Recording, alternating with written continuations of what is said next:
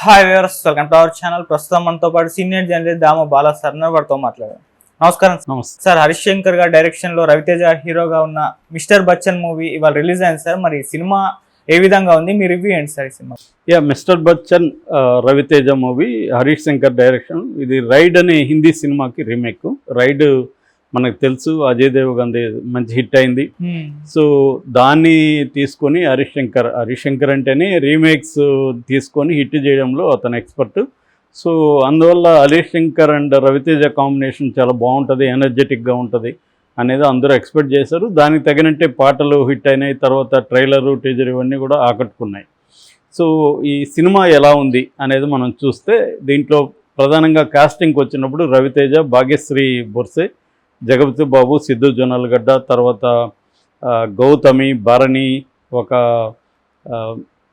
Interesting చిన్న cameo role Devi Sri Prasad కూడా చేశాడు, మ్యూజిక్ డైరెక్టర్. అలాగా మంచి కాస్టింగ్ అని చెప్పొచ్చు. సచిన్ కేట్కర్, వీళ్ళందరూ రెగ్యులర్గా ఒక కమర్షియల్ సినిమాకి కావాల్సిన ఆర్టిస్టుల హంగామంతా కూడా ఉంది.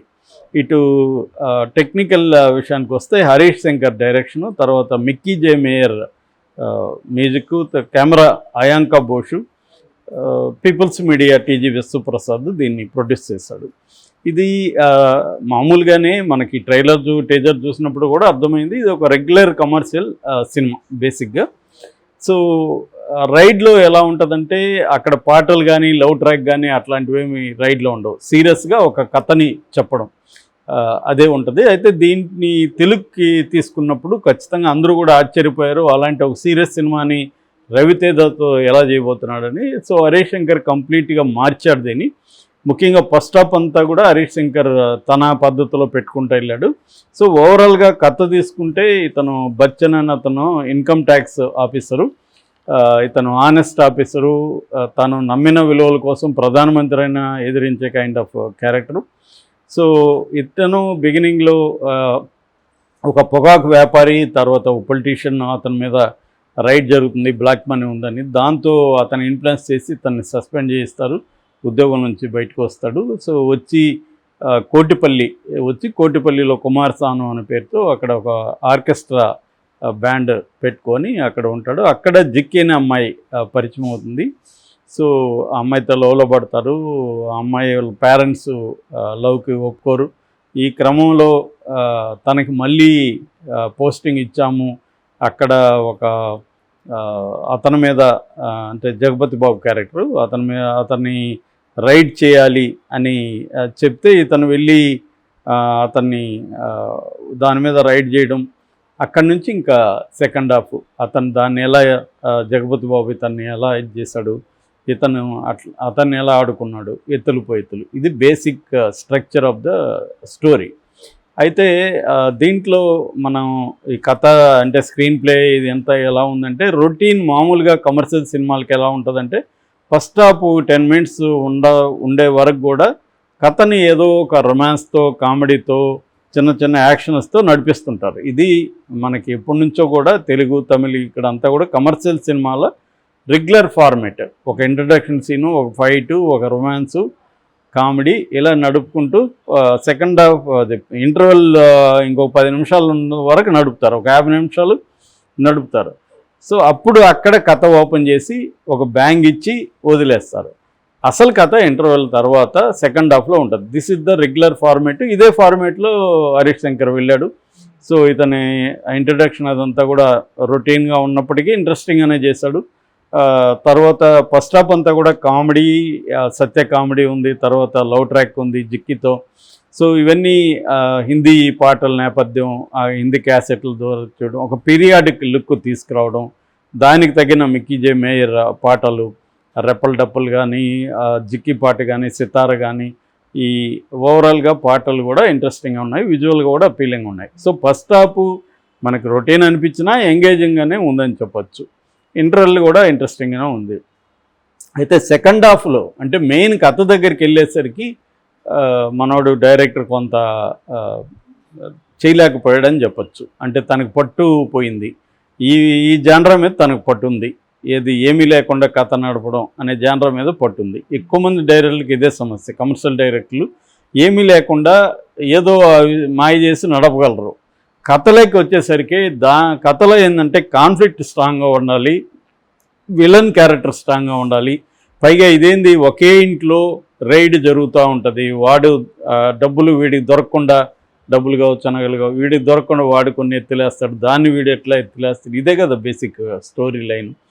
సో రైడ్లో కూడా అదే, కాకపోతే దాంట్లో ఇంట్రెస్టింగ్గా చేయగలిగారు, దీంట్లో ఆ ఇంట్రెస్ట్ చేయలేకపోయారు. అక్కడ కూడా కామెడీ పెట్టడం అది వర్కౌట్ అవ్వలేదు. చమ్మక్ చంద్రతో చేసిందంతా కూడా వర్కౌట్ అవ్వలేదు. అంటే ఒక సీరియస్ కథని, ఒక కాన్ఫ్లిక్ట్ చేయాల్సిన కథని ఈ పనికి మాలిన ప్రాస డైలాగులు, ఇతని ఓవర్ యాక్షను ఇదంతా కూడా కిల్ చేసేస్తుందని చెప్పొచ్చు. అట్లాగే రొటీన్ విలన్ క్యారెక్టర్ జగపతి బాబు ఎన్నిసార్లు అలాంటి క్యారెక్టర్ చేశాడో లెక్కలేదు. అట్లాంటి ఒక సెకండ్ హాఫ్ అయితే ఎప్పుడెప్పుడు అయిపోతుందా అన్న ఫీలింగ్ అయితే క్రియేట్ అయింది. సో ఫస్ట్ హాఫ్లో ఉన్న ఎనర్జీ కానీ అదంతా కూడా అక్కడ పోయింది. అక్కడ ఏంటంటే కథలోకి వెళ్ళాలి, కథలో కాన్ఫ్లిక్ట్ని గట్టిగా ఎస్టాబ్లిష్ చేయాలి. కాన్ఫ్లిక్ట్ ఎస్టాబ్లిష్ చేయాలంటే విలన్ స్ట్రాంగ్గా ఉండాలి. విలన్ రొటీన్గా అతను చూస్తేనే వీడు ఈజీగా అతన్ని అవుట్ స్మార్ట్స్ చేస్తాడని మనకు అర్థమైపోతుంది. సో ఇది బేసిక్గా ఓవరాల్గా ప్లస్లు మైనస్లు తీసుకోవాలంటే ప్లస్ అంటే రవితేజ్ ఎనర్జీ ఖచ్చితంగా.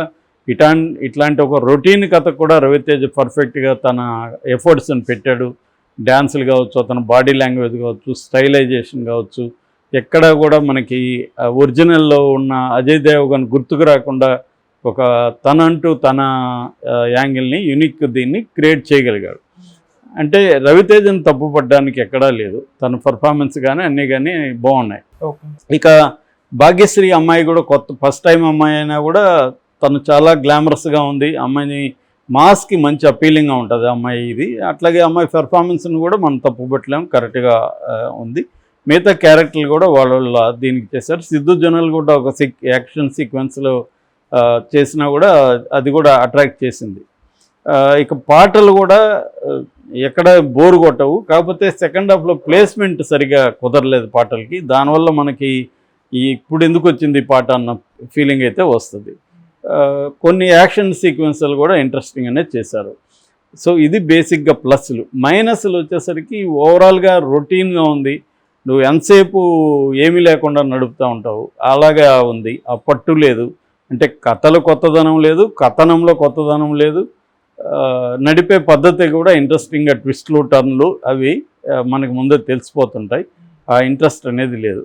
సో ఓవరాల్గా అయితే ఇది కొద్దిగా మాస్, బండ మాస్ అంటాం కదా, ఓర మాస్కి నచ్చే అవకాశం ఉంది, రవితేజ ఫ్యాన్స్కి నచ్చే అవకాశం ఉంది తప్ప మామూలుగా రెగ్యులర్ ఆడియన్స్కి, సినిమా లవర్స్కి ఇది అంత గొప్పగా అయితే ఏం లేదని చెప్పచ్చు. మనకి చూసిన వాళ్ళ టాక్ కూడా ఏంటంటే వాళ్ళు కొంత డిసప్పాయింట్ అయ్యారు.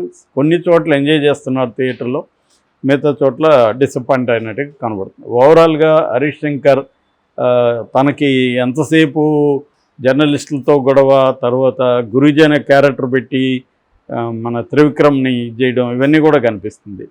ఎందుకంటే త్రివిక్రమ్కి అతనికి మధ్య ప్రాబ్లమ్స్ వచ్చాయి.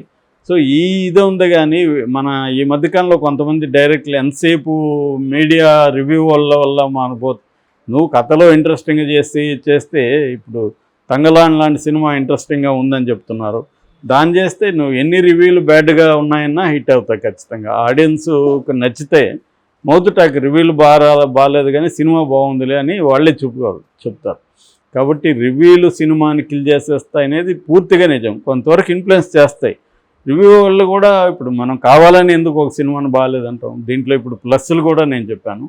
సో ఆ రకంగా ఓవరాల్గా అయితే నా రేటింగ్ 2.5 అవుట్ ఆఫ్ 5. సరదాగా చూద్దాం అనుకునే వాళ్ళు చూడొచ్చు. అంతేగాని ఇది ఏదో ఎక్స్పెక్ట్ చేసి వెళ్తే మాత్రం నిరాశ తప్పదు.